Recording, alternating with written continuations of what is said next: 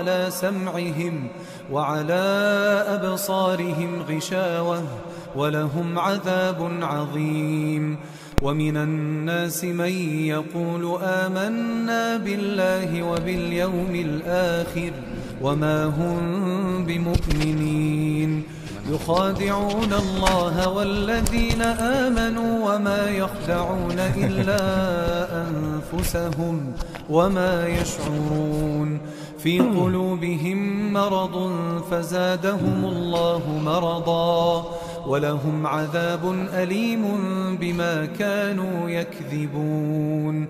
وإذا قيل لهم لا تفسدوا في الأرض قالوا إنما نحن مصلحون ألا إنهم هم المفسدون ولكن لا يشعرون. وإذا قيل لهم آمنوا كما آمن الناس قالوا أنؤمن كما آمن السفهاء ألا إنهم هم السفهاء ولكن لا يعلمون. وإذا لقوا الذين آمنوا قالوا آمنا وإذا خلوا إلى شياطينهم قالوا إنا معكم إنما نحن مستهزئون.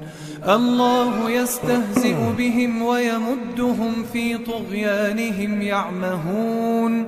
أولئك الذين اشتروا الضلالة بالهدى فما ربحت تجارتهم وما كانوا مهتدين. بسم الله الرحمن الرحيم.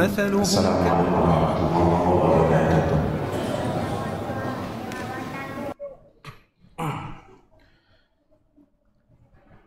إن الحمد لله نحمده ونستعينه ونستغفره ونعوذ بالله من شرور أنفسنا ومن سيئات أعمالنا. من يهده الله فلا مضل له ومن يضلل فلا هادي له. وأشهد أن لا إله إلا الله وحده لا شريك له وأشهد أن محمدا عبده ورسوله. يا أيها الذين آمنوا اتقوا الله حق تقاته ولا تموتن إلا وأنتم مسلمون. يا أيها الناس اتقوا ربكم الذي خلقكم من نفس واحدة وخلق منها زوجها وبث منهما رجالا كثيرا ونساء واتقوا الله الذي تساءلون به والأرحام إن الله كان عليكم رقيبا. يا أيها الذين آمنوا اتقوا الله وقولوا قولا سديدا يصلح لكم أعمالكم ويغفر لكم ذنوبكم ومن يطع الله ورسوله فقد فاز فوزا عظيما. أما بعد فإن أصدق الحديث كتاب الله وخير الهدي هدي محمد صلى الله عليه وسلم وشر الأمور محدثاتها وكل محدثة بدعة وكل بدعة ضلالة. Jemaah salat maghrib, hadirin dan hadirat, Bapak dan Ibu sekalian, para pengurus masjid, imam masjid, tokoh masyarakat, alim ulama, cerdik pandai yang kami hormati, dan semoga Allah Subhanahu wa taala merahmati kita semua, amin ya rabbal alamin. Pertama, kita bersyukur kepada Allah atas nikmat serta karunia yang banyak yang Allah Subhanahu wa taala limpahkan kepada kita. Di antara nikmat tersebut, Allah Subhanahu wa taala memberi kita taufiknya serta pertolongan untuk tetap dapat melaksanakan kewajiban kita sebagai hamba Allah, melaksanakan salat maghrib yang Allah Subhanahu wa taala wajibkan atas kita semua umat Islam. Kalau bukan karena taufik dan pertolongan dari Allah, niscaya tak ada satupun dari kita yang mampu melaksanakan kewajiban tersebut. Semuanya semata-mata karunia, taufik, kemudahan dan pertolongan dari Allah Subhanahu wa taala. Salah satu wujud syukur atas limpahan nikmat tersebut pengakuan seperti ini, bahwa tanpa Allah Tabaraka wa taala kita lemah. Kita tak mampu berbuat apa-apa, tak mampu melaksanakan ketaatan yang Allah wajibkan atas kita semua. Maka segala puji bagi Allah yang telah memberi kita taufik untuk mengerjakan salat maghrib yang barusan tadi kita kerjakan secara berjamaah, dan mudah-mudahan Allah Subhanahu wa taala terima salat tersebut di sisinya. Amin ya rabbal alamin. Salawat dan salam kita kirimkan pula kepada Rasul kita yang mulia Nabi Muhammad sallallahu alaihi wasallam, dan semoga tercurah pula kepada para istrinya, ahli baitnya, para sahabat yang setia menemaninya, dan orang-orang yang beriman yang senantiasa setia teguh di atas agama dan ajaran yang dibawa olehnya sampai hari kiamat nanti. Amin ya rabbal alamin. Hadirin hadirat yang dikasihi oleh Allah Tabaraka wa taala, pada majlis yang singkat ini saya mengajak hadirin dan hadirat sekalian untuk kembali merenungi betapa dahsyatnya nikmat dapat menghadiri salat di masjid seperti ini, atau bahkan tergeraknya hati kita untuk melaksanakan salat, baik itu di rumah ataupun di masjid, baik secara sendirian ataupun secara berjamaah. Karena yang pertama, bahwa salat adalah perintah Allah Tabaraka wa taala, bahkan merupakan salah satu tiang agama ini. Semua kita tahu bahwasannya salat adalah salah satu dari rukun Islam. Disebutkan di dalam Al-Quran berkali-kali, baik dengan lafaz yang biasa kita dengar dan kita baca, aqimus salat wa atuz zakat, tegakkanlah oleh kalian salat wahai kaum muslimin, dan tunaikanlah zakat. Ataupun dengan lafaz-lafaz yang lainnya pun begitu pula dalam sunnah-sunnah Nabi sallallahu alaihi wasallam. Tatkala Jibril bertanya kepada baginda Muhammad sallallahu alaihi wasallam, ya Muhammad, akhbirni 'anil Islam. Wahai Muhammad, beritakan kepadaku apa itu Islam. Nabi sallallahu alaihi wasallam menyebutkan al-Islamu an tashhada an la ilaha illallah wa anna Muhammadar Rasulullah. Islam adalah yang pertama engkau bersaksi, mengakui, berkeyakinan, percaya bahwasannya tiada sesembahan yang patut disembah selain Allah, dan yakin pula bahwa Muhammad itu adalah utusan Allah. Dan yang kedua, kata Nabi sallallahu alaihi wasallam, wa tuqimas salat, dan mendirikan salat, hingga poin yang kelima yang kita kenal sebagai rukun Islam. Bukan hanya dalam ajaran yang dibawa oleh baginda Nabi sallallahu alaihi wasallam, bahkan salat adalah di antara ajaran yang ada pada syariat-syariat sebelum syariat Nabi Muhammad sallallahu alaihi wasallam. Ingatkah kita tatkala Nabi Isa alaihi salam dibuat berbicara oleh Allah Tabaraka wa taala tatkala masyarakat Bani Israel memandang buruk kepada Maryam tatkala dia pulang ke kampungnya membawa seorang bayi, padahal diketahui bahwa dia belum menikah. Ya ukhta Harun, ma kana abuki imra'a saw'in wa ma kanat ummuki baghiyah. Terheran-heran mereka lalu bertanya, wahai saudarinya Harun, yakni Maryam, ma kana abuki imra'a saw', ayahmu bukanlah seorang yang buruk, orang yang suka berzina. Wa ma kanat ummuki baghiyah, ibumu juga bukan seorang pezina.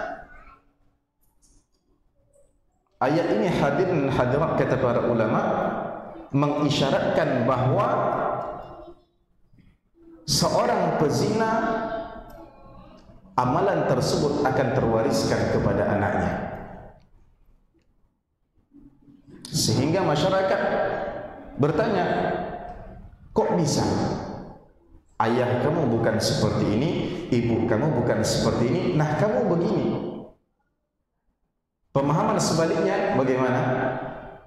Kalau seandainya ibu kamu seperti ini, bapak kamu memang orang jahat, suka berzina, main perempuan, itu adalah perkara maklum kalau kamu melakukan hal yang sama. Tapi faktanya bukan begitu. Karena Maryam sudah bernazar untuk berpuasa, tidak ngomong, fa asyarat ilaihi, diisyaratkannya kepada anaknya Isa yang masih dalam buayan, masih bayi, tak dapat berbicara. Tapi Allah Subhanahu wa taala menunjukkan keajaibannya.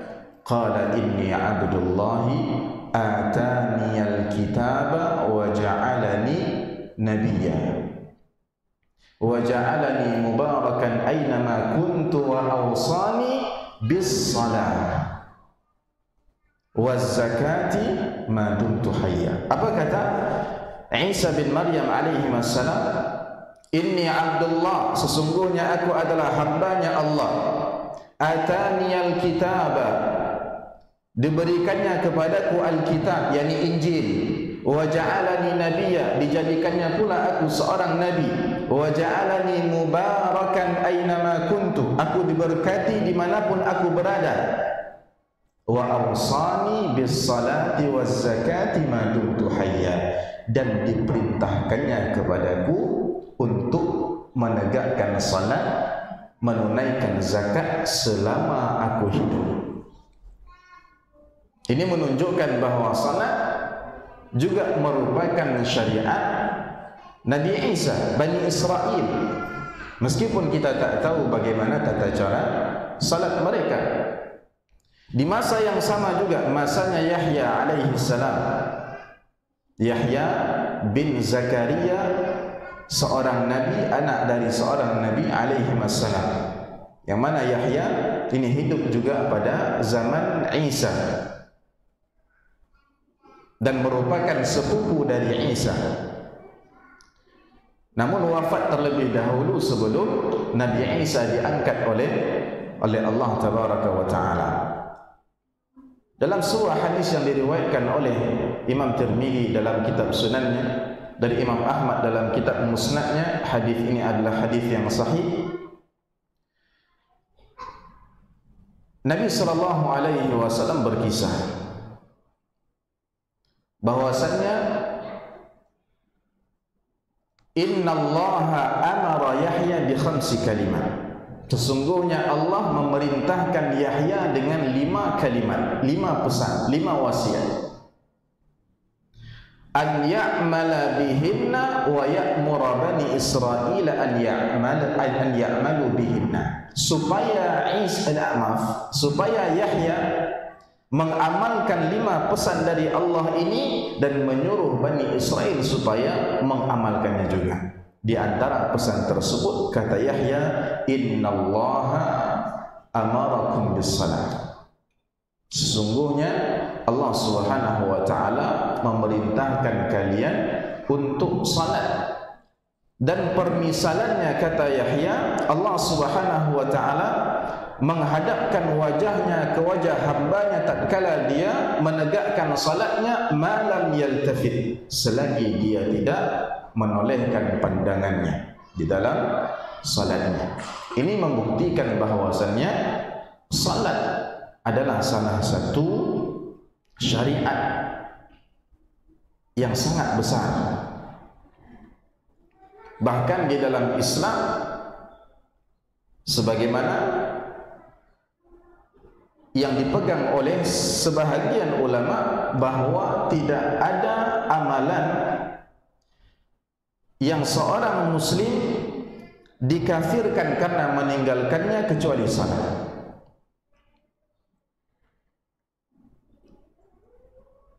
Saking tinggi dan besarnya kedudukan salat di dalam Islam. Sekarang kita lihat hadirin hadirat sekalian, beberapa ayat di dalam Al-Quranul Karim, dan mungkin kita akan sebutkan juga satu atau dua hadis atau beberapa hadis tentang fadilat salat. Kita ulang kembali, karena hadirin hadirat sekalian, terkadang yang membuat seseorang putus di tengah jalan, futur, mulai tak semangat, mulai tak begitu perhatian dengan salatnya, dikarenakan fadilat tentang salat ini, atau bahayanya meninggalkan salat dan tidak melaksanakan salat dengan sempurna, mulai hilang dari kepalanya, mulai dilupakannya, jarang ulang kaji, jarang lagi mendengarkan kajian-kajian tentang ini, sehingga setelah mendengar itu kembali, kita betul-betul yakin bahwasannya orang-orang yang tidak berusaha untuk mencapai dan mewujudkan fadilat tersebut ada pada dirinya adalah orang-orang yang kurang atau tidak beruntung. Dalam surah Al-Baqarah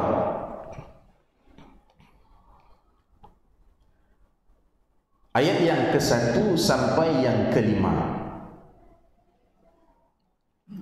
Allah Subhanahu wa ta'ala bercerita tentang golongan orang-orang yang beruntung. Beruntung bahasa Arabnya apa, Bapak dan Ibu sekalian?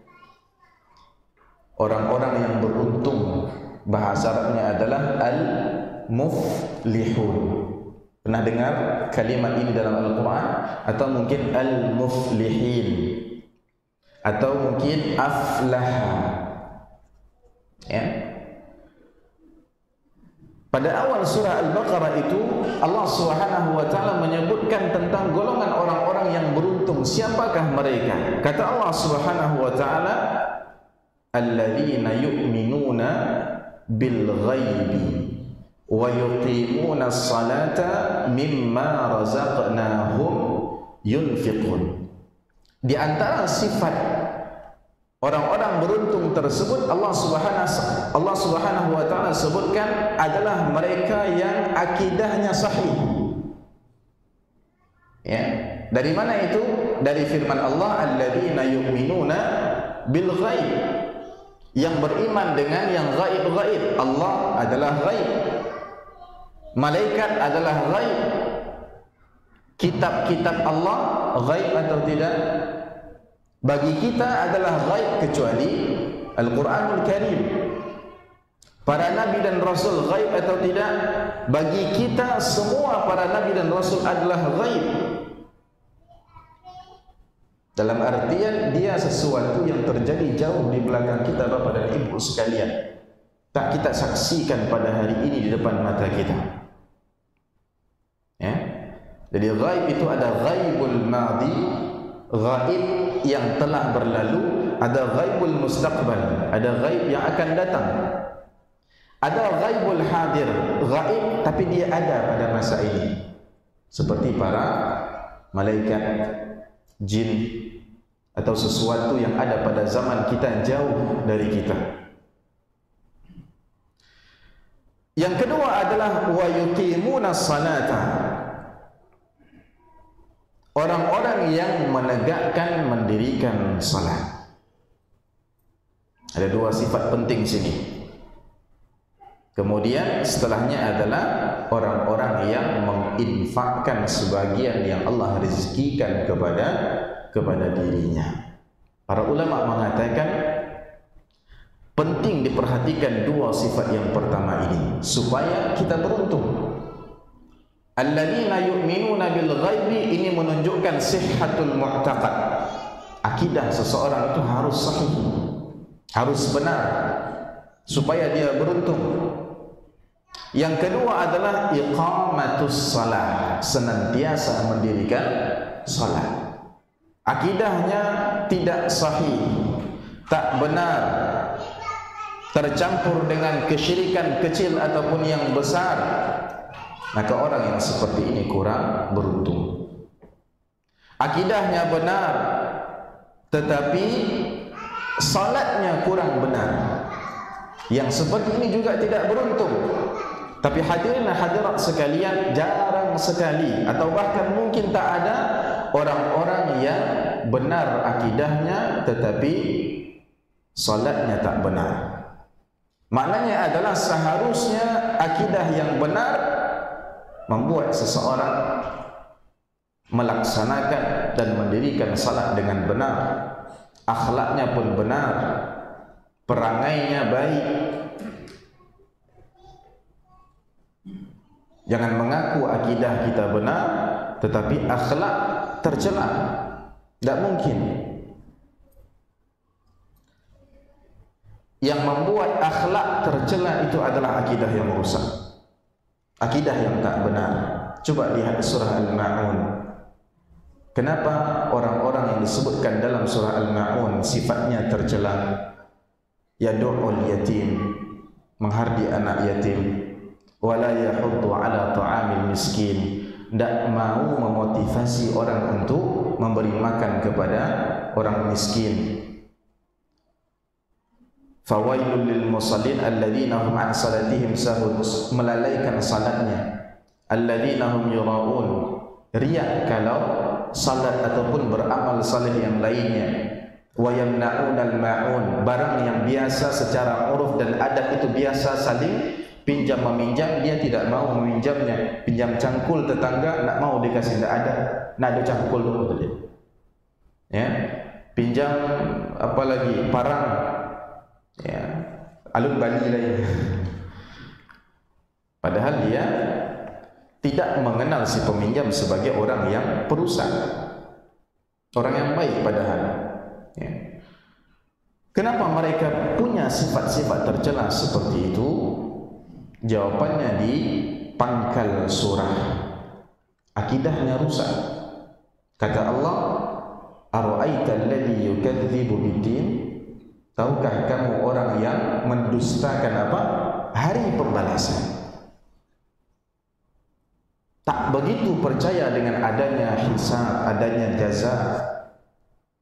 Tak percaya dengan bahawa kita nanti akan dibangkitkan kembali oleh Allah, lalu kita akan dihadapkan di depan Allah, dimintai pertanggungjawaban atas setiap amal perbuatan kita. Maka siapa yang paling rusak akhlaknya di atas muka bumi ini? Orang-orang kafir.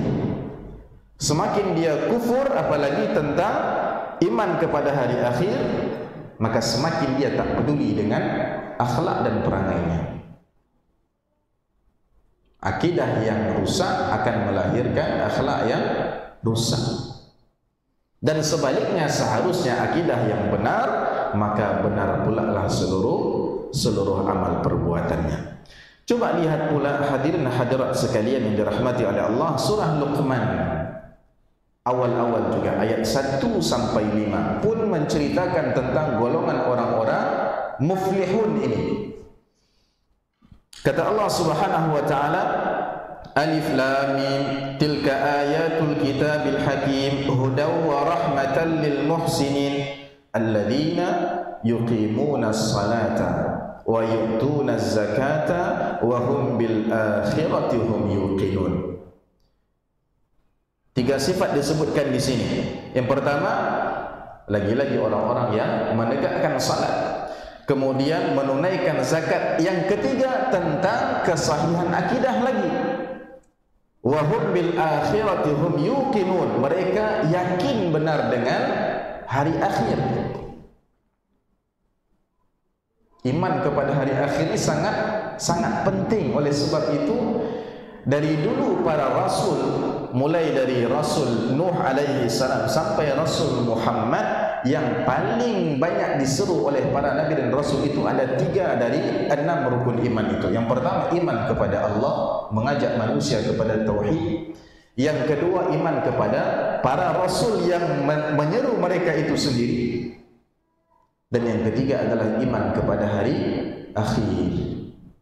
Banyak orang-orang kafir yang tak percaya dengan adanya hari berbangkit.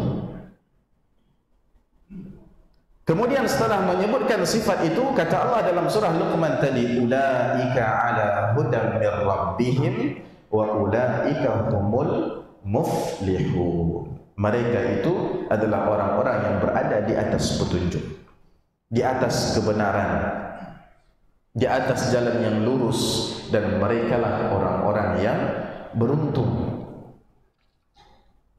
2 tempat ya, surah Al-Baqarah ayat 1 sampai 5, nanti tadabburi ayat-ayat itu. Surah Luqman ayat 1 sampai 5. Kalau ada hadiah, ada tanya jawabnya nanti. Kebetulan kita tidak sempat bawa hadiah. Tempat yang ketiga, catat Bapak dan Ibu sekalian, yaitu pada surah Al-Hajj ayat 77. Kata Allah Subhanahu wa taala, ya ayyuhalladzina amanu ruk'u wasjudu wa'budu rabbakum waf'alul khaira la'allakum tuflihun. Kata Allah, wahai orang-orang yang beriman, irka'u wasjudu, rukuk dan sujudlah kamu. Rukuk dan sujud ini selalu disebutkan di dalam Al-Quran, tetapi yang diinginkan bukan rukuk dan sujud itu, melainkan adalah salat. Tapi kenapa yang mewakilinya adalah rukuk dan sujud? Kata para ulama, karena memang 2 rukun ini adalah 2 rukun yang paling penting di dalam salat. Rukuk dan sujud. Di situ kita benar-benar menampakkan penghambaan diri kita kepada Allah, menghinakan dan menundukkan diri kita di hadapan Sang Pencipta Azza wa Jalla. Salatlah, jadi maknanya seperti itu. Salatlah kamu, wa'budu rabbakum, dan ibadati Rabb kamu, sembahlah Rabb kamu, waf'alul khaira, dan lakukan perbuatan yang baik, la'allakum tuflihun, mudah-mudahan kamu termasuk orang-orang yang beruntung. Jadi supaya menjadi beruntung, apa syaratnya? Salah satunya adalah irka'u wasjudu, sallu, laksanakan salat. Tempat yang keempat yang menyebutkan bahwasannya salah satu syarat untuk beruntung adalah salat. Sesuai kan? Tema kita kalau tidak salah malam ini adalah salat apa? Menuju falah. Ya. Yakni salat itu adalah kunci al-falah. Al-falah adalah keberuntungan. Bagaimana menjadi muflihun? Dengan menegakkan salat yang diperintahkan oleh Allah Tabaraka wa Ta'ala. Tempat yang keempat atau ketiga? Keempat, dalam surah Al-Mu'minun ayat 1 sampai 9. Di sini lebih dahsyat lagi. Dalam surah Al-Mu'minun, sifat-sifat orang yang beruntung itu diawali oleh Allah dengan salat dan diakhiri pula dengan salat. Allah Subhanahu wa Ta'ala berfirman, qad aflahal mu'minun. Artinya apa? Beruntunglah orang-orang beriman. Alladzina hum fi salatihim khashi'un. Kemudian Allah sebutkan beberapa sifat, nanti silakan buka. Kita ringkas saja di sini. Sifat yang pertama tadi kita katakan dibuka oleh Allah dengan salat. Kata Allah, orang yang beruntung itu, mukmin yang beruntung itu yang pertama, alladzina hum fi salatihim khashi'un. Adalah orang-orang yang ketika salat dia khusyuk dalam melaksanakannya. Dia khusyuk ni ibadah yang agung Bapa dan Ibu sekalian. Ya. Khusyuk ini ibadah yang agung, ibadahnya orang-orang saleh pada masa Muhammad sallallahu alaihi wasallam, bahkan ibadahnya para nabi. Kata Allah Subhanahu wa taala dalam Al-Qur'an, kanu yad'unana raghaban wa rahaban wa kanu lana khashi'in. Mereka, para nabi dan rasul, para sahabat radhiyallahu anhum ajma'in, berdoa meminta kepada kami, yaitu kepada Allah, raghaban wa rahaban, penuh dengan rasa raghaban, harap, wa rahaban, cemas, berharap salat diterima oleh Allah tabaraka wa taala. Tapi di waktu yang sama kita juga cemas, jangan-jangan salat ini dimasuki oleh unsur-unsur yang membuatnya tidak diterima oleh Allah tabaraka wa taala. Mukmin antara ini selalu.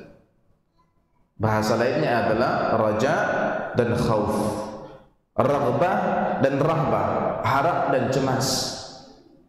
Wa kanu lana khashi'in, dan adalah mereka orang-orang yang senantiasa khusyuk beribadah kepada kami. Itu pangkal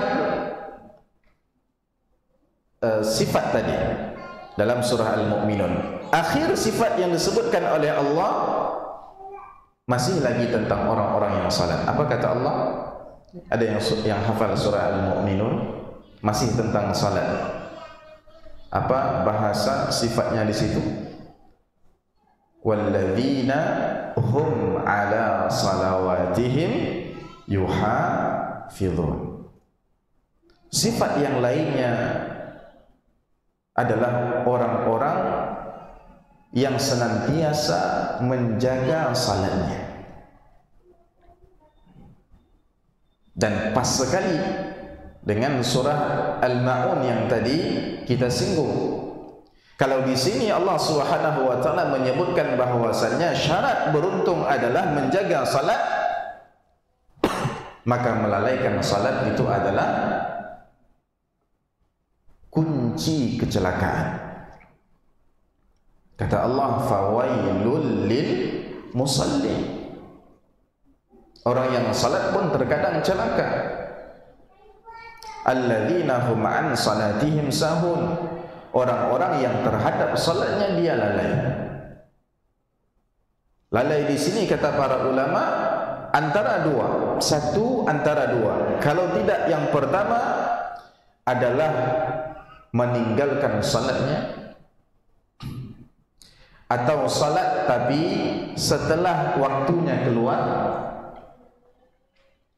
Dan yang kedua, salat tepat waktu, bahkan di masjid, tapi tak begitu perhatian dengan rukun salat, kewajiban salat, sunnah-sunnah dalam salat. Sembarang ya Allahu Akbar, Allahu Akbar, ya. Tidak begitu serius, tidak diseriusi. Yang ini lalai, yang itu juga disebut lalai. Keduanya termasuk dalam ancaman surah Al-Ma'un itu. Kemudian tempat yang kelima, betul? Yang kelima atau enam? Lima. Tempat yang kelima surah Al-A'la atau surah Sabbihis. Kata Allah Subhanahu wa taala, qad aflaha man tazakka wa dzakara asma rabbih fasalla. Shalla yusalli artinya adalah salat. Sungguh beruntung orang-orang yang mensucikan, yang suci. Wa dzakara asma rabbih, dan senantiasa menyebut nama Tuhannya, fasalla, lalu salat. Kita cukupkan ayat-ayat Al-Quran dengan tempat yang kelima ini. Lalu ada sebuah hadis dari Nabi sallallahu alaihi wasallam dikeluarkan oleh Imam Tirmidzi rahimahullahu taala, diriwayatkan oleh sahabat yang mulia Abu Hurairah radhiyallahu anhu bahwa dia mendengar Nabi sallallahu alaihi wasallam bersabda, "Inna awwala ma yuhasabu bihi al-'abdu yaumal qiyamati min 'amalihi salatuh." Bahwa yang pertama yang akan dihisab, dimintai pertanggungjawaban oleh Allah kepada seorang hamba pada hari kiamat nanti adalah salatuhu, salatnya. Ini lagi-lagi menunjukkan agungnya ibadah salat ini, sampai-sampai yang dijadikan sebagai hal yang pertama kali ditanya oleh Allah Subhanahu wa taala adalah salat. Kemudian Nabi berkata, fa in salahat faqad aflaha wa anjah. Kalau seandainya salatnya itu salah, salih, bukan manusia saja yang salih salihah. Amal perbuatan juga disebut sebagai salih dan salihah. Kalau salatnya salihah, baik, bagus, benar, faqad aflaha, maka dia beruntung. Wa in fasadat, kalau rusak, buruk, faqad khaba wa khasir, maka dia akan merugi dan dia akan kecewa.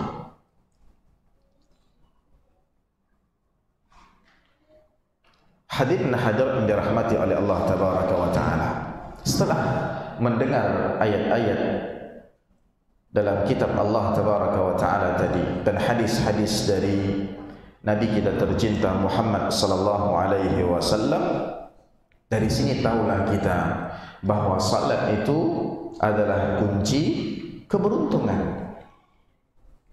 Yang menjaga salatnya dia beruntung. Sebaliknya, yang melalaikan dan tidak mempedulikan salatnya, maka besar kemungkinan dia akan merugi dunia dan akhirat. Oleh sebab itu, tatkala dalam syariat kita ditetapkan cara untuk memanggil kaum muslimin untuk melaksanakan salat, muadzin diperintahkan untuk mengucapkan hayya 'alal falah. Bukan sesuatu yang aneh lagi. Tidak sesuatu yang aneh ketika muadzin mengumandangkan kalimat hayya 'alal salah ketika azan dan juga ketika iqamah tatkala salat akan didirikan. Hayya 'alal falah, mari ya, bersama-sama kita menuju keberuntungan. Karena memang sebanyak itu ayat yang menunjukkan bahwasannya salat itu adalah kunci keberuntungan seseorang. Bahkan Nabi kita sallallahu alaihi wasallam semasa hidupnya pun menjadikan salat perkara utama yang dia perhatikan. Bahkan dijadikannya sebagai wasiat terakhir sebelum beliau meninggalkan dunia ini. Disebutkan dalam Sahih Al-Bukhari dari sahabat yang mulia Anas bin Malik radhiyallahu anhu, Nabi sallallahu alaihi wasallam katanya, kana idza ghaza bina qauman lam yakun yaghzu bina hatta yusbih wa yanzura ilaihim. Nabi sallallahu alaihi wasallam kalau dia bersama kami untuk memerangi suatu kaum, maka beliau tidaklah memerangi suatu kaum itu sampai masuk waktu subuh. Fa in sami'a adzanan kaffa anhu.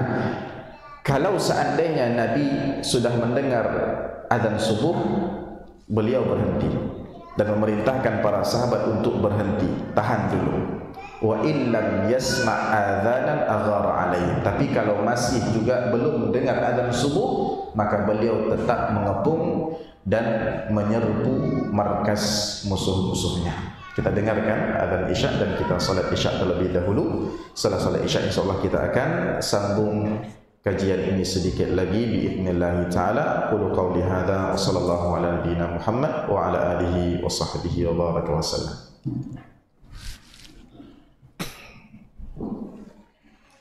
Allah.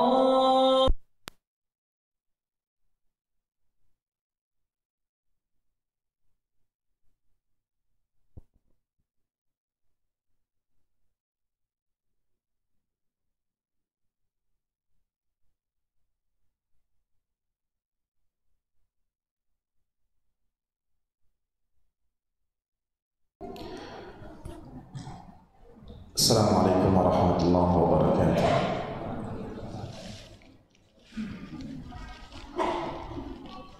Alhamdulillahi rabbil alamin wa bihi nasta'inu ala umuri dunya waddin.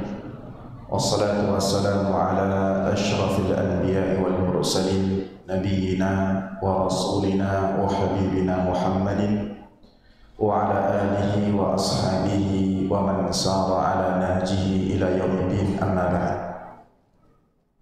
Hadirin dan hadirat, muslimin dan muslimat yang dikasihi oleh Allah Tabaraka wa taala,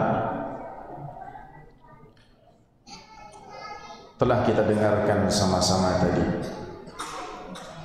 bagaimana Nabi sallallahu alaihi wasallam menjadikan salat ini urusan yang harus benar-benar diperhatikan, sampai-sampai dalam kondisi perang sekalipun Nabi SAW masih mengutamakan salat, sementara sebahagian dari kaum muslimin mendahulukan pekerjaan-pekerjaan yang masih bisa dia tunda untuk menunda salatnya. Mendahulukan selain salat tatkala waktu salat telah masuk daripada salat itu sendiri. Ini menyelisihi sunnah Nabi sallallahu alaihi wasallam. Dan kita katakan juga tadi bahwasannya di antara pesan terakhir baginda Nabi sallallahu alaihi wasallam sebelum wafat adalah tentang perkara salat ini, sebagaimana dikeluarkan oleh Imam Abu Dawud dalam kitab sunannya dari sahabat yang mulia Ali bin Abi Thalib radhiyallahu anhu. Dia berkata, kana akhiru kalamin Nabi sallallahu alaihi wasallam, adalah ucapan terakhir baginda, yakni pesan terakhir baginda sebelum baginda wafat adalah as-salat, as-salat, salat, salat. Menyuruh kaum muslimin agar memperhatikan salat. As-salat, as-salat, ittaqullaha fima malakat aymanukum. Dan perintah supaya setiap dari kita bertakwa kepada Allah Tabaraka wa taala. Dalam kitab Al-Muwatta, Muwatta'nya Imam Malik, pesan baginda ini benar-benar diindahkan oleh Sayyidina Umar bin Al-Khattab radhiyallahu anhu. Bukan hanya sunnah pesan baginda tersebut, tapi juga dalam rangka mentadabburi dan mengamalkan firman Allah Subhanahu wa taala dalam surah Taha. Kata Imam Malik, kenal Imam Malik, Imam Daril Hijrah, salah satu imam fikih yang diikuti pendapat-pendapatnya Imam Malik, Malik bin Anas. Imam Malik di antara kitabnya yang terkenal adalah Muwatta, kitab hadis. Kitab hadis itu bermacam-macam istilahnya, bergantung kepada bagaimana dia disusun. Ada kitab sahih, ada kitab sunan, ada kitab Jami', ada kitab Musnad, ada kitab Muwatta. Ya.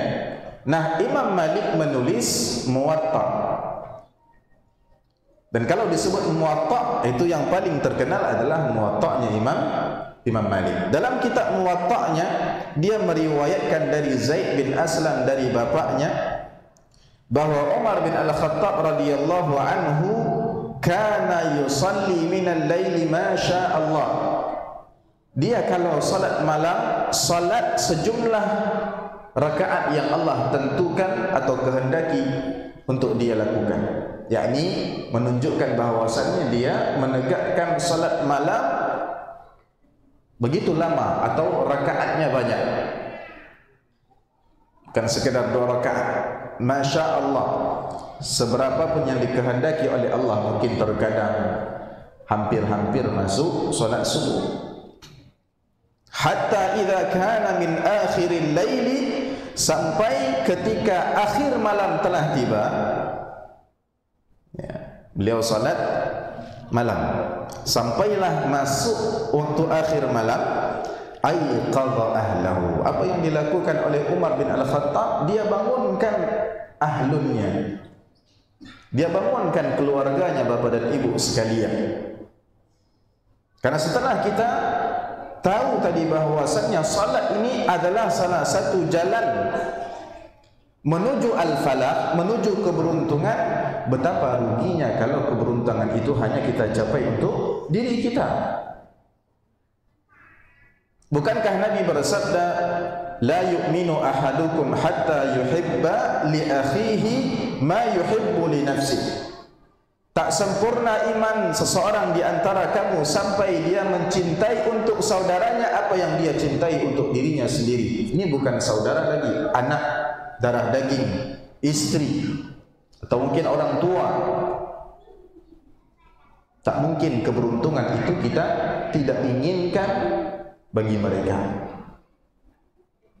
Sehingga Umar bin Al-Khattab dia bangunkan keluarganya, bukan salat fardu. Masih di akhir malam, belum masuk waktu subuh.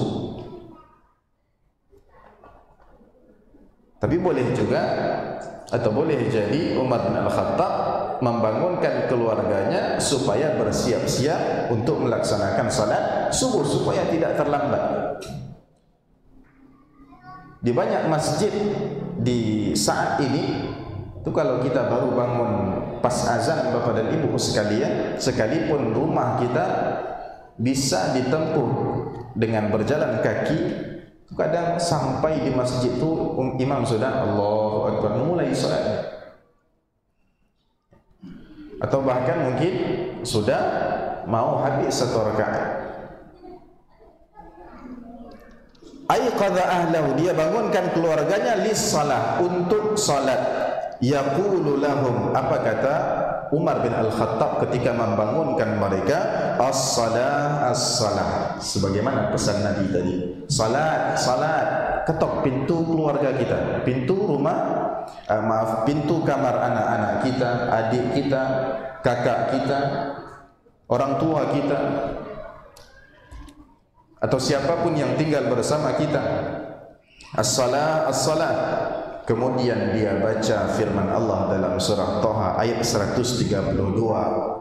Kata Allah, wa'mur ahlaka bis-salati wastabir 'alaiha.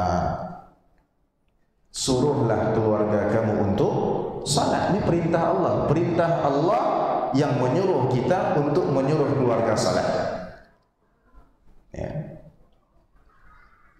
Kalau tadi kita mungkin berfikiran untuk mengajak keluarga kita menuju falah juga, menuju keberuntungan juga, biar sama-sama beruntung. Ini dari keinginan kita. Tapi di sini ternyata ada perintah Allah langsung. Jadi kalau kita bangunkan keluarga kita untuk salat sebagaimana yang dilakukan oleh Umar bin Al-Khattab, kemudian kita berihtisab atau ihtisab, membangunkan mereka dalam rangka mengharapkan keberuntungan dari Allah. Di samping itu kita mengharapkan pahala imtithal, mengikuti perintah Allah tadi. Betapa banyak kebaikan yang kita dapatkan, hadirin dan hadirat. Wa'mur ahlaka bis-salah wastabir 'alaiha, bukan wasbir, wastabir, ada tambahan ta. Dalam bahasa Arab kullama zadal makna zadal makna. Dalam bahasa Arab ada sebuah kaidah, setiap bangunan suatu kata itu bertambah, maka maknanya pun pasti bertambah. Jadi wasbir sama wastabir, mana yang lebih banyak hurufnya?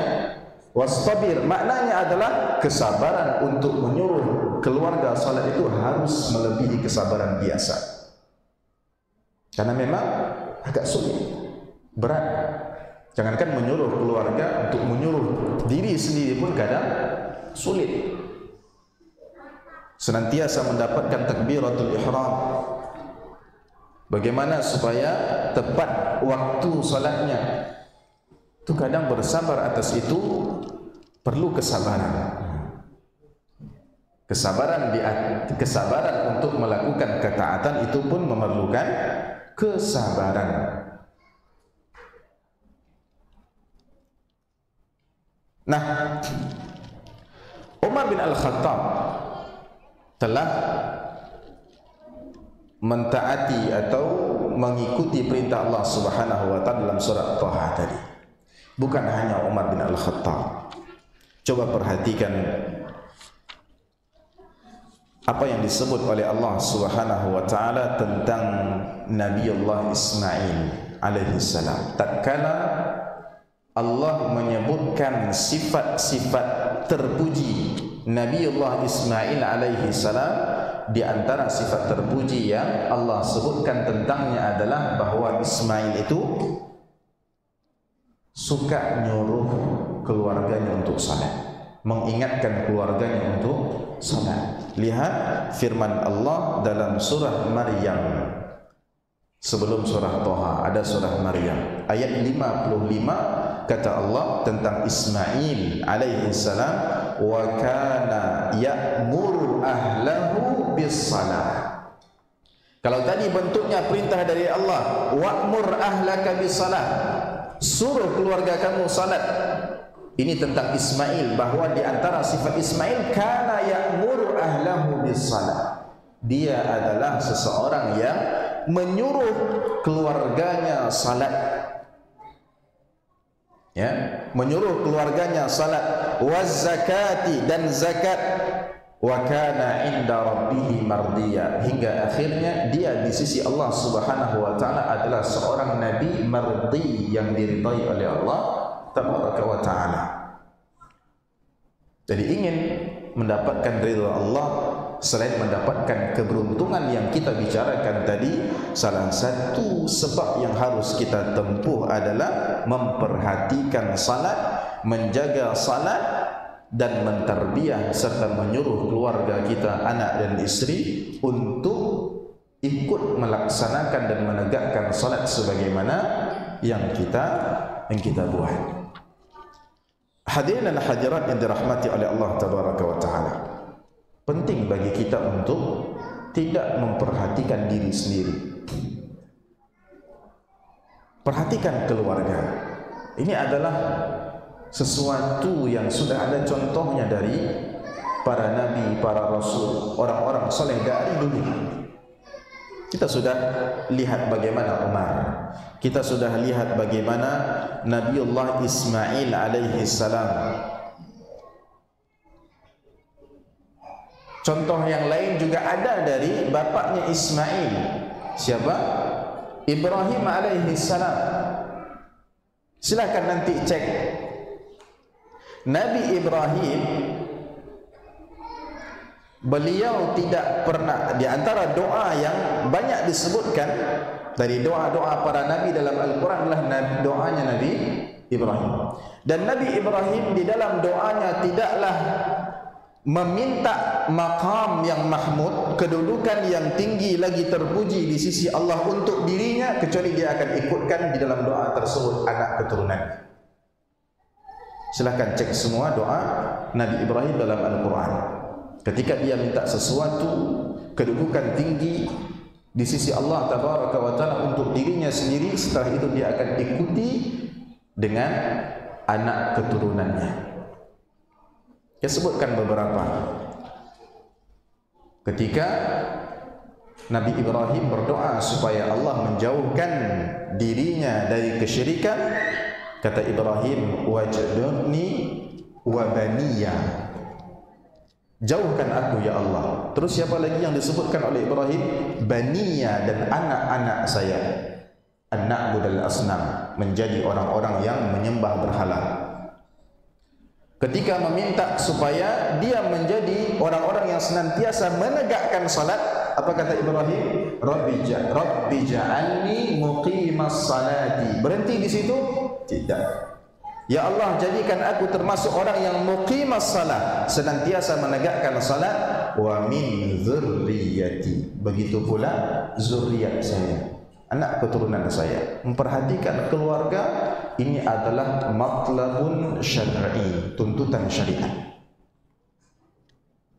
Dan kata Allah memperingatkan, ku anfusakum wa ahlikum nar. Tak ada istilahnya masing-masing sendiri-sendiri. Itu nanti pada hari kiamat, yauma yafirrul mar'u min akhi wa ummihi wa abi. Setiap orang sibuk dengan urusannya masing-masing. Tapi di dunia ini, ku anfusakum wa ahlikum nar. Ini nasihat yang penting untuk disampaikan, karena sebahagian orang bapa dan ibu sekalian ada yang berusaha untuk tidak salat kecuali di masjid. Ada. Tapi anak dia adalah orang-orang yang meninggalkan salat dan tak mampu untuk mengatakan salatlah nak. Tak mampu mengajak anak untuk salat. Tak mampu untuk memarahi anak ketika meninggalkan salat, atau bahkan lalai dari salatnya. Ketuk pintunya, ketuk kamarnya itu. Anak-anak nanti sebelum ditanya mereka tentang orang tuanya, adakah telah berbakti kepada kedua orang tuanya, orang tua terlebih dahulu akan ditanya tentang anak-anak mereka. Terlebih dahulu akan ditanya tentang anak-anak mereka. Sebagaimana disebutkan oleh Syekh Abdul Razak bin Abdul Muhsin Al-Badr dalam kitabnya 10 pondasi mentarbiah anak. Hati-hati, jangan mau selamat sendiri. Yang kita fikirkan adalah yang penting saya selamat, padahal hakikatnya belum tentu kita selamat dengan hanya menyelamatkan diri sendiri. Hadirna hadirat dirahmati oleh Allah Tabaraka wa Ta'ala, sebagai penutup nasihat yang mudah-mudahan bermanfaat ini, kita ingatkan dengan beberapa fadilat dari salat yang senantiasa kita kerjakan sehari semalam, agar diharapkan setelah ini tatkala kita melangkahkan kaki, mengayunkan tangan ke masjid melaksanakan salat subuh, zuhur, asar, maghrib, isya secara berjamaah, hadir di benak kita fadilat-fadilat, keutamaan-keutamaan melaksanakan salat jamaahnya, melaksanakan salat subuh atau salat yang lain yang datang fadilah khusus tentangnya, atau mungkin tentang khusyuknya salat kita. Ini penting untuk menjaga apa tadi? Menjaga semangat kita dalam beribadah, karena betapa banyak orang yang putus, berhenti di tengah jalan karena apa? Tidak ada yang memotivasi. Dan sebaik-baik motivasi itu adalah fadilat-fadilat yang disebutkan dalam Al-Quran dan sunnah-sunnah Nabi SAW. Dan dari sini nanti kita bisa mengamalkan satu perintah syariat, yaitu ihtisab. Ihtisab, kita mengharapkan ganjaran pahala dari Allah. Jangan sampai setiap hari kita beribadah dalam benak kita tidak ada ihtisab itu. Jangan-jangan nanti kita sama dengan orang-orang sufi yang mengatakan silakan beribadah kepada Allah tapi jangan harapkan surga dari ibadah tersebut. Silakan berinfak tapi jangan minta pahala di sisi Allah. Itu tidak ikhlas namanya, katanya. Ya. Padahal betapa banyak ayat yang memotivasi kita ketika beramal adalah dalam rangka mengharapkan apa yang ada di sisi Allah Tabaraka wa Ta'ala. Di antara yang disabdakan oleh Nabi sallallahu alaihi wasallam tentang salat adalah sebagaimana yang dikeluarkan oleh Imam Tirmidzi dalam kitab sunannya dan disahihkan oleh Syekh Al-Albani rahimahullahu taala, Nabi sallallahu alaihi wasallam bersabda, "Sallu khamsakum." Tegakkanlah salat yang 5 waktu. Wasumu syahrakum, lakukan puasa Ramadan. Wa addu zakata amwalikum, tunaikan zakat harta kalian. Wa ati'u dha amrikum, taati pemimpin kalian.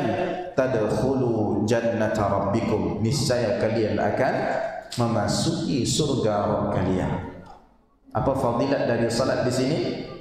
Jalan menuju surga, dan keberuntungan mana lagi melebihi seseorang memasuki surga Allah Subhanahu wa taala.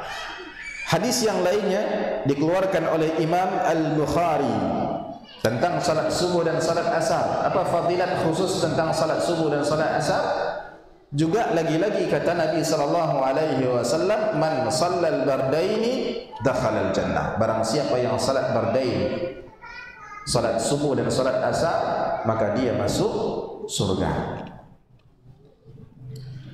Dalam hadis yang lain diriwayatkan oleh Imam Tirmidzi rahimahullahu taala dan juga diriwayatkan oleh Imam Muslim kalau tidak salah dengan lafaz yang dekat, ya mirip. Kata Nabi sallallahu alaihi wasallam, "Man shalla subha fahuwa fi dhimmatillah." Barang siapa yang salat subuh, maka dia berada dalam jaminan atau penjagaan Allah tabaraka wa taala.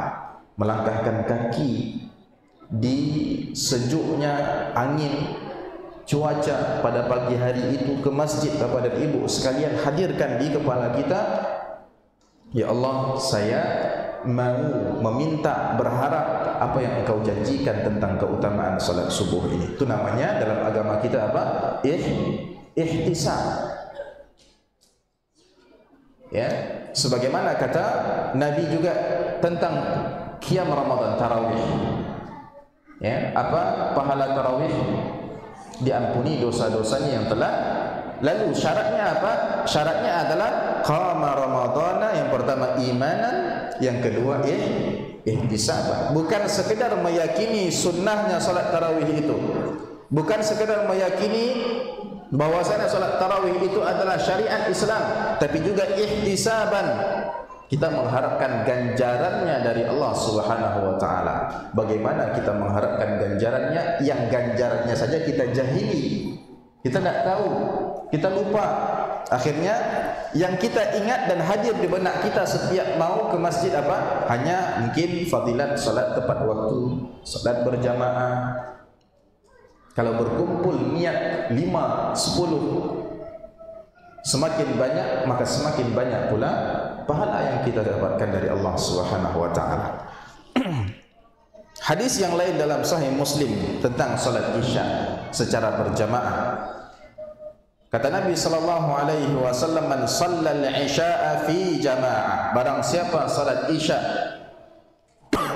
secara berjamaah, faka'annama qama nisfal lail, maka seakan-akan ia salat setengah malam. Wa man shalla subha, dan barang siapa yang salat subuh lagi ni fi jamaah, faka'annama shallal laila kullah, seakan-akan salat sepanjang malam. Dari hadis yang kita bacakan, yang kita ingatkan hadirin hadirat sekalian, sudah ada 3 keutamaan. Pergi salat subuh, hadirkan di sini, saya mau pahala salat sepanjang malam, saya mau penjagaan Allah tabaraka wa taala, saya mau dimudahkan masuk surga. Itu namanya hadirin hadirat ihtisab. Ya. Hadis yang lain, Nabi sallallahu alaihi wasallam bersabda, "Man shalla fil yaumi wal lailah 12 rak'ah tatawwu'an." Barang siapa yang sehari semalam melaksanakan salat 12 rakaat tatawwu', bukan wajib, sunnah. Salat sunnah apa itu? Salat sunnah rawatib yang muakkad, yang ditekankan. 12 rakaat. Banallahu lahu baitan fil jannah, maka Allah akan bangunkan untuknya rumah di surga. Salat qabliyah isya kita tadi, salat ba'diyah isya kita tadi termasuk dari 12 rakaat yang disebutkan di sini. Sembari melaksanakan salat itu, minta ganjaran-ganjaran yang dijanjikan di sebaliknya. Di antaranya adalah rumah di surga Bapak dan Ibu sekalian, rumah di surga. Ya.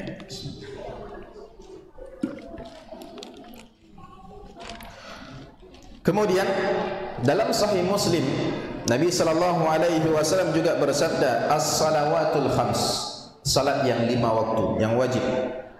Wal jumu'atu ilal jumu'ah, antara Jumat yang satu dengan Jumat yang akan datang, kaffaratun lima bainahuma ma lam tughshal kabair. Antaranya ada kafarat dosa, penghapus dosa. Antara salat isya ke subuh yang akan datang esok hari, itu penghapus dosa bagi seorang mukmin. Dari subuh ke zuhur penghapus dosa. Dari Jumat kemarin ya sampai Jumat yang akan datang nanti ada penghapusan dosa. Hadirkan itu di benak kita. Terakhir, Nabi sallallahu alaihi wasallam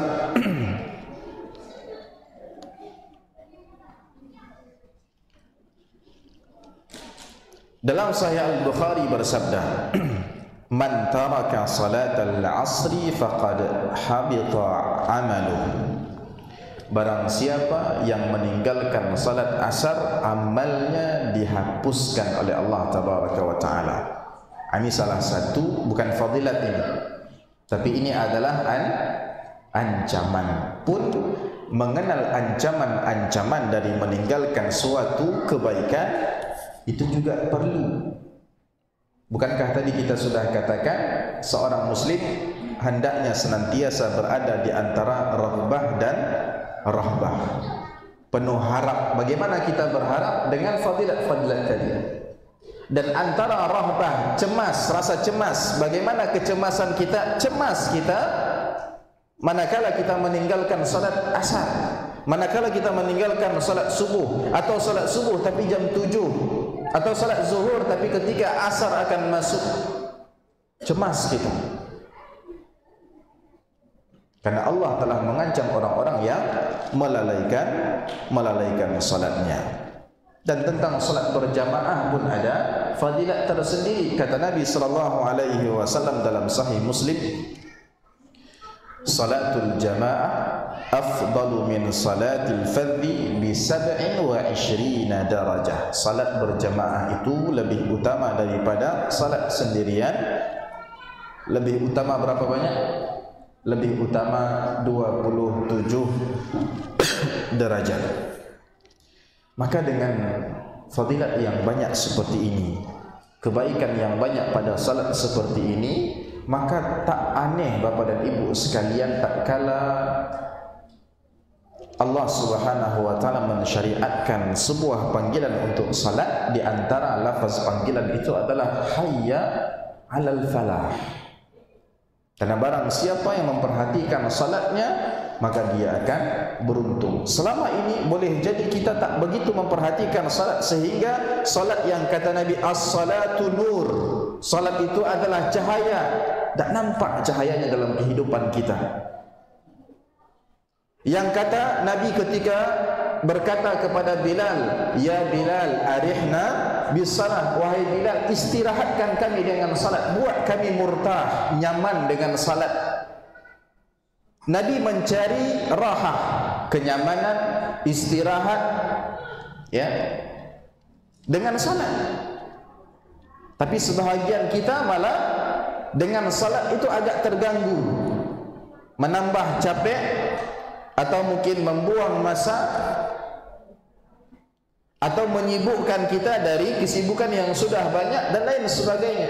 Akhirnya dengan salat tak nyaman, sehingga habis salat itu buru-buru untuk meneruskan kesibukan yang sebelumnya sudah dia mulai.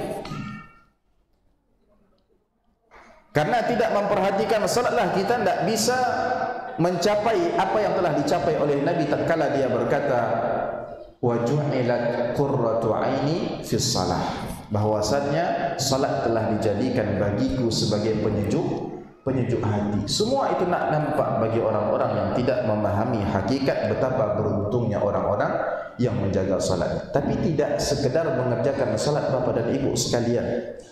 Dari ayat-ayat yang pertama tadi kita sebutkan, disebutkan beberapa isyarat di situ. Salatnya harus apa? Khashi'un, khusyuk, yuhafizun, betul-betul dijaga. Bukan salat tapi salat zuhurnya jam 2 sedangkan jam setengah 1 dah masuk salat zuhur.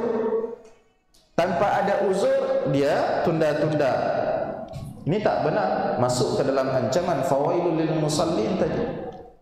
Kan masih waktu zuhur sana. Tapi perintah salat itu adalah di awal waktu.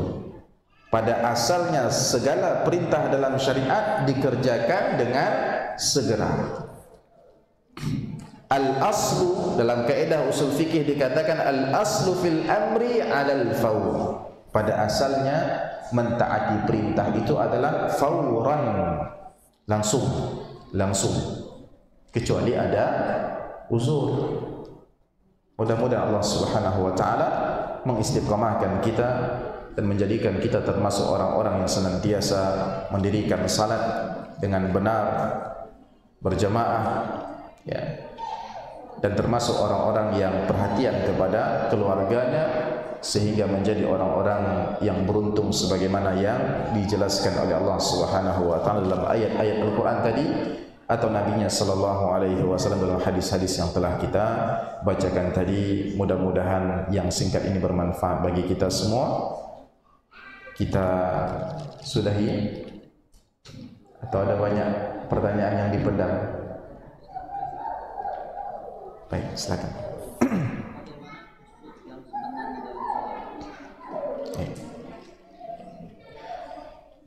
Bagaimana khusyuk yang sebenarnya di dalam salat itu? Khusyuk di antara maksudnya adalah kita fokus dengan salat kita, tidak menoleh ke kanan dan ke kiri, bukan sekedar tolehan secara zahir, tapi hatinya tidak ke sana kemari. Para ulama tatkala menjelaskan sabda Nabi sallallahu alaihi wasallam tentang menoleh kanan kiri, atau hadis yang tadi sempat kita sebutkan, kisah tentang umat terdahulu Yahya bin Zakaria alaihi wassalam tatkala mengatakan innallaha amarakum bis salah, wahai Bani Israel, sesungguhnya Allah perintahkan kamu untuk salat. Dan permisalannya adalah orang yang melaksanakan salat, dia menghadapkan wajahnya kepada Allah, atau Allah Subhanahu wa taala menghadapkan wajahnya ke wajah orang yang salat tersebut selagi dia tidak menoleh. Hal yang senada disampaikan oleh Nabi sallallahu alaihi wasallam dalam hadis yang diriwayatkan oleh Aisyah radhiyallahu anha.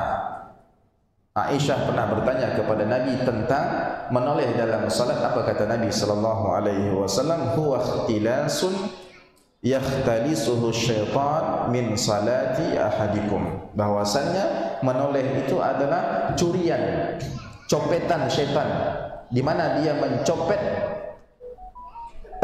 kekhusyuan atau fokus seseorang ketika salat dari salatnya. Dan kata para ulama, menoleh di sini bukan sekedar seseorang menoleh begini, begitu, kanan, kiri, atas, bawah. Tapi makna dari hadis ini adalah hati yang khusyuk. Boleh jadi mata dia senantiasa ke arah tempat sujud, tapi hatinya kemana-mana. Ya, jadi khusyuk itu berdasarkan banyak sabda Nabi sallallahu alaihi wasallam adalah seorang yang salat itu senantiasa fokus dengan salatnya, tidak memikirkan apa-apa yang di luar salat. Dan itu tentunya berat. Ya, itu berat. Bahkan dikatakan di dalam Al-Qur'an, wa innaha lakabiratun illa 'alal khashi'in. Salat yang benar-benar salat itu berat kecuali bagi orang-orang yang khusyuk, yang dimudahkan oleh Allah Subhanahu wa taala untuk khusyuk.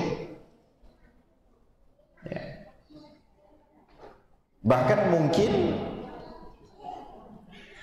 mustahil bagi seseorang untuk selamat dari teralihkannya fokus dia dalam salatnya sepanjang hidupnya. Boleh jadi itu adalah hal yang mustahil. Kenapa? Karena hal tersebut pun terjadi pada baginda Nabi sallallahu alaihi wasallam. Yang kita maksud adalah lalai dalam salat. Lalai dalam salat ini bukan melalaikan salat yang dimaksud dalam surah Al-Ma'un tadi. Ya, harus bedakan lalai dalam salat dan melalaikan salat. Melalaikan salat kita katakan tadi ada dua, kalau tidak meninggalkan atau menyia-nyiakan salatnya, menunda-nunda salatnya, atau dia salat tapi tidak benar-benar memperhatikan bagaimana dia harus salat, rukunnya seperti apa, bagaimana harus menunaikan rukun-rukun tersebut, tak mau dipelajari, tak mau peduli tentang itu. Lalai dalam salat, bahkan Nabi SAW pun pernah berlaku padanya. Salat asar tapi terlaksana oleh baginda sebanyak 2 rakaat saja. Sampailah diingatkan oleh sahabat setelah salat. Apa kata sahabat? Aqasuratis salah ya Rasulullah an-nasit. Atau perkataan yang semisal, apakah salat sudah dipendekkan wahai Rasul? Yang awalnya 4 sekarang sudah jadi 2, atau memang kamu lupa? Lupa ini terkadang datang dari mana? Dari teralihnya pikiran kita atau fokus kita dari salat itu. Ya, copetan syaitan tadi. Jadi kalau yang ditanya adalah khusyuk itu seperti apa? Ya, khusyuk itu adalah kita senantiasa fokus dengan salat kita. Adapun tips terbaik untuk khusyuk adalah kita tadabburi dan hayati bacaan-bacaan salat itu. Itu di antara cara terbaik untuk melatih fokus dan kekhusyukan kita dalam salat. Merasa butuh kepada salat, kemudian berusaha untuk memahami setiap apa yang kita lakukan dan ucapkan di dalam salat. Allahu Akbar kabira. Apa maksudnya? Sambil kita membaca, sambil kita menghayatinya. Atau Allahumma ba'id baini wa baina khataayaya. Betul-betul kita hayati apa yang sedang kita minta di situ. Subhanakallahumma wa bihamdik wa tabaraka ismuk wa ta'ala jadduk wa la ilaha ghairuk. Terbaca di lisan kita, terketik di kepala kita makna dan kandungan dari bacaan-bacaan tersebut. InsyaAllah lambat laun yang biasanya membawa segala urusan dunia dalam salat, lambat laun dia akan berkurang dan mudah-mudahan pada akhirnya kita bisa benar-benar fokus dan khusyuk di dalam salat kita. Wallahu ta'ala a'lam. Mungkin pertanyaan yang lain? Mudah-mudahan masih dalam tema ya.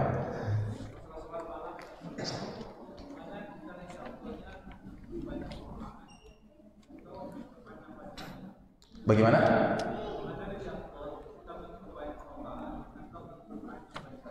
Baik. Mana yang lebih afdal untuk salat malam, memperbanyak rakaat atau memperpanjang bacaan?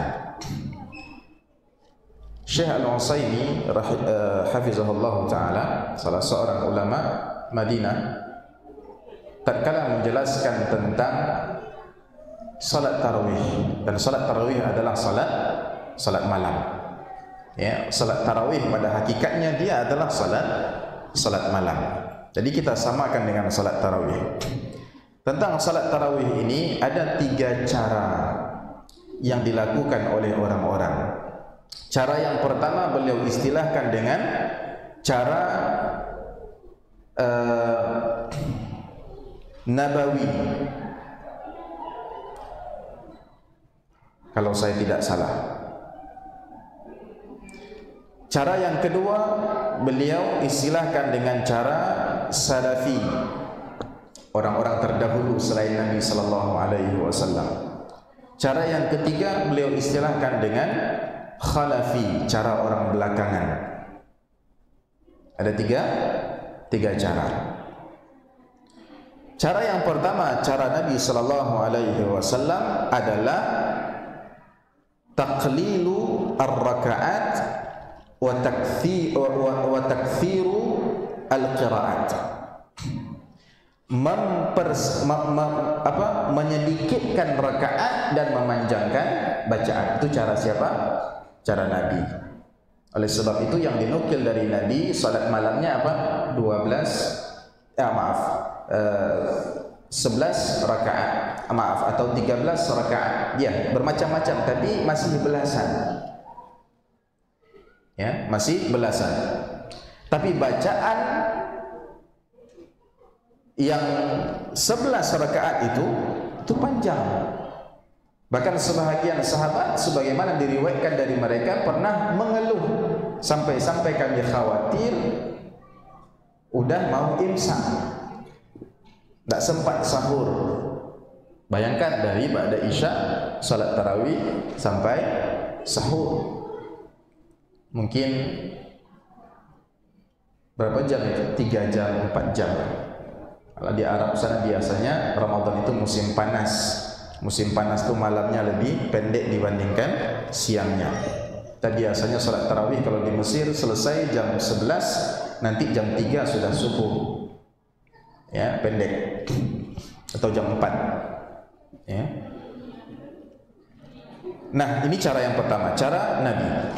Cara yang kedua, ya, caranya para sahabat. Kebalikan dari apa yang dilakukan oleh Nabi sallallahu alaihi wasallam. Zaman para sahabat bacaan lebih diperpendek, tapi rakaat diperbanyak. Maka yang diriwayatkan dari Umar bin Al-Khattab radhiyallahu anhu itu ada berapa? Lebih 20. Bahkan diriwayatkan juga sebahagian salaf melakukannya 34 atau 36 tarawihnya. Kenapa diperbanyak rakaatnya dan diperpendek bacaannya? Syekh Al-Utsaimin mengatakan ketika itu semangat itu sudah berkurang, maksudnya mungkin tidak begitu tahan lagi dengan bacaan-bacaan yang panjang, maka diperpendek tapi rakaat yang diperbanyak. Cara orang belakangan yang mana? Bacaan diperpendek, rakaat dipersedikit. Ya. Tapi dalamnya tetap ada kebaikan. Tergantung kondisi. Ya, tergantung kondisi. Kembali kepada pertanyaan tadi, mana yang lebih afdal? Kalau seandainya kita bisa mengikuti cara Nabi sallallahu alaihi wasallam, maka kita ikuti cara Nabi sallallahu alaihi wasallam. Ya. Kalau tidak mampu, maka turun sedikit mengikuti para salaf kita, para sahabat radhiyallahu anhum ajma'in. Kalau tak mampu juga, maka dalam cara orang belakangan itu pun ada kebaikan. Untuk salat malam khususnya, ya, sekedar yang penting terjaga salat kita meskipun hanya ya ad-duha ke bawah bacaannya. Ya, yang penting masih mengikuti sunnah Nabi, mathna, dua. Ya. Ada kebaikan. Hanya saja untuk salat tarawih janganlah terlalu parah sampai menciptakan cara yang keempat. Cara yang keempat, bukan rakaat yang dipersedikit, tapi tumakninah dihilangkan. Tambah yang keempat, bacaan dipersedikit, pokoknya rakaat yang kedua harus qul huwallahu ahad. Ya. Kemudian rakaat dipersedikit, tambah pula tumakninah hilang. Hasil dari semua itu sama dengan 7 menit salat tarawih.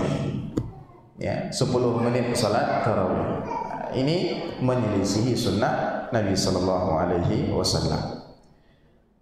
Diriwayatkan dari Nabi sallallahu alaihi wasallam bahwasanya Nabi tidak melazimi salat malam, ya, tidak melazimi salat malam melebihi 11 rakaat atau 13 rakaat. Ini yang paling banyak dibuat oleh Nabi sallallahu alaihi wasallam.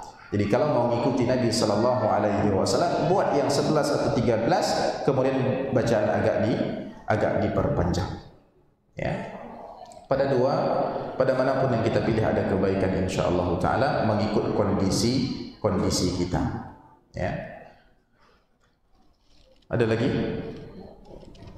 Cukup ya? InsyaAllah besok kita ada kajian di Masjid Al-Ihsan Pasar, kemudian malamnya di Masjid Abu Ayyub Gate 3. Yang mau tambahan ilmu, mudah-mudahan ya ada ilmu di situ yang bermanfaat bagi kita, silakan hadir di 2 kajian pada besok hari insyaallah taala. Mohon maaf apabila ada tersalah kata, terkasar bahasa, yang kurang dari saya dan dari syaitan, dan yang benar datangnya dari Allah dan semata-mata taufik dan pertolongan dari Allah Subhanahu wa taala. Kepada Allah kita memuji dan kepadanya kita mohon ampun. Wassallallahu ala nabiyyina Muhammad wa ala alihi wa sahbihi wa baraka wa sallam. Wassalamualaikum warahmatullahi wabarakatuh.